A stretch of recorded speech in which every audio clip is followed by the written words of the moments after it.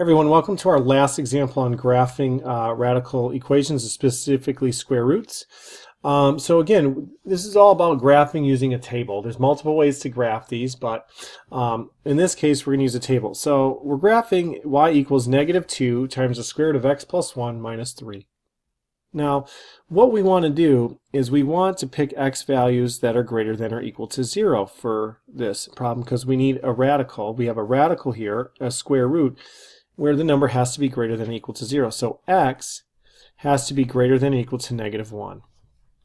So I can start with -1. That's the smallest number I can use here. Okay, so what I'm going to do is plug -1 into here and simplify. So I'm going to have -2 times the square root of -1 plus 1 minus 3, which is -2 times the square root of 0, which is 0, minus 3, which is -3, right? 0 minus 3. So I'm going to plot -1, -3. So -1, 2, so 1, 2, 3 right here.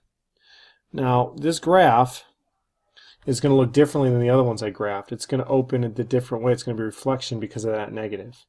So now what can we pick now for x that'll give us perfect squares? I can pick any x value, but I want to be smart about it. So the next one I'm going to pick is 0, because when I plug 0 in for x, I get -2 times the square root of 0 plus 1 minus 3. So that's -2. Well, the square root of 1 is just 1. Oops, and minus 3. So this is -5. So my next point is 0, 1, 2, 3, 4, 5. -5 right there. Okay, so now let's pick another one. What would give me 4? So I can use 3 here, right? So I'm going to have -2 times the square root of 3 plus 1 minus 3. Make that a little shorter now so I have some space. Minus 3. So you get -2. Well, the square root of 4, 3 plus 1, right, is 4. The square root of 4 is 2. So it's -4 minus 3. -4 minus 3 is -7. So I'm going to do -3, or excuse me, 3. 1, 2, 3, and down to -7, which is right here.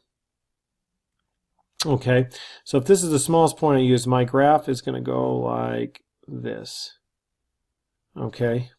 And there's the graph. I can verify this. Let's go ahead and verify this. So we'll -2 times the square root, and we're going to do x plus 1, and minus 3 on the outside. Let's go see if we get the right graph there. There's the parent function, and there's my function right there. So my domain, okay, my domain here is going to be x is greater than or equal to -1. Okay, so -1 to infinity. Okay, and my range, so there's the domain, and the range here, let's see, is going to be from the largest number is right here, -3, and then it continues to get smaller. So y is going to be, in this case, less than or equal to -3, all the smaller values, and we can go from -infinity to -3 there when we write interval notation. Oops, I can include that. So that's our final video on graphing radical functions. So I hope that helped, and we use tables there. So if you have any questions or comments, let me know, and we'll see you next time.